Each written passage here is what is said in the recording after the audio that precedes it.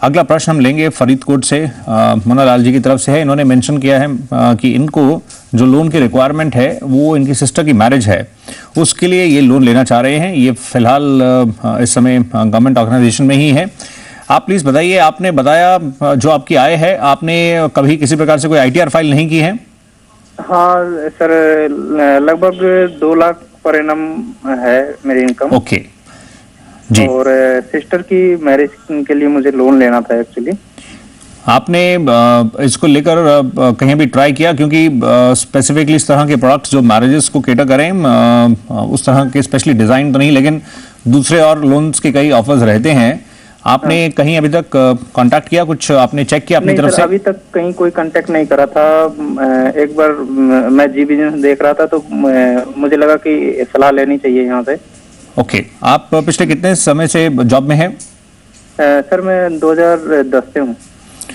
Okay right. इससे पहले कोई लोन लिया आपने? नहीं, इसके पहले कोई लोन नहीं लिया है।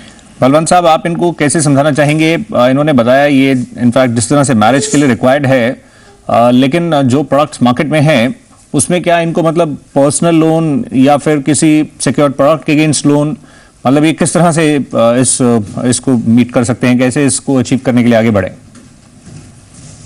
देखिए, मुन्ना लाल जी को जो उनकी बहन की शादी के लिए जो लोन चाहिए, तो मेरा सुझाव रहेगा अगर इनके पास सिक्योरिटी देने के लिए है तो सिक्योरिटी के सामने लोन ले तो उनको जो रेट ऑफ इंटरेस्ट है वो कम पड़ेगी। अगर पर्सनल लोन लेने जाएंगे तो वो 15 से 22% के आसपास की रेट ऑफ इंटरेस्ट आती है। और जो पर्सनल लोन है वो नॉर्मली इतना ईजिली अवेलेबल भी नहीं होता है। वो डिपेंड करता है आप कौन सी कंपनी में काम करते हो। अगर कंपनी रेप्यूटेड कंपनी है तो आपका लोन मिलने का ज़्यादा चांस है, परंतु अगर आपके पास कोई सिक्योरिटी देने के लिए है तो आपको लोन थोड़ा आसानी से मिल जाएगा। और जो 2 लाख की इनकम बता रहे हैं उसके हिसाब से मेरे को लगता है उनको डिपेंडिंग ऑन उनके एम्प्लॉयर का क्या वो जो क्लासिफिकेशन है 1.5 लाख से 2.5 लाख के बीच में लोन मिल सकता है 4 साल के लिए।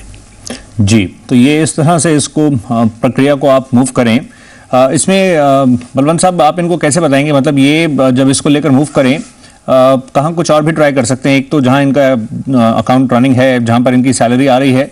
अदरवाइज अगर इनके पास कोई सिक्योर्ड प्रोडक्ट उस फॉर्मेट में नहीं है मतलब ऑफर करने के लिए, तो और अगर इनको मजबूरी में पर्सनल लोन के लिए ही ऑप्ट करना पड़ता है, तो इन दैट केस मतलब किस तरह से इसको एक्सप्लोर किया जाए इन ऑप्शंस को जो अवेलेबल रहेंगी?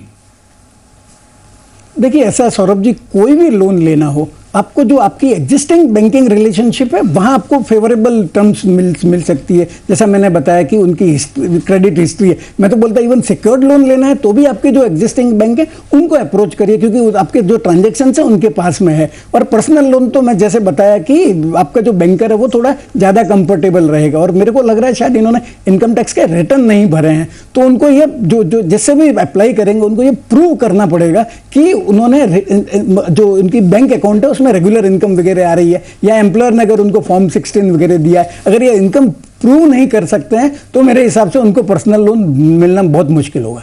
जी, तो इस तरह के विकल्प रहेंगे जैसे बढ़ सकते हैं, स्पेशली इस जो आप गोल की बात कर रहे हैं, आपने जो कहा स्पेशली मैरिजेस के लिए अगर लोन हो उस तरह से नहीं, लेकिन दूसरे जो रूट्स हैं जिनके तहत आप आगे बढ़ सकते हैं वो आपके समक्ष रखे गए हैं। अगला प्रश्न हम लेंगे आगरा से।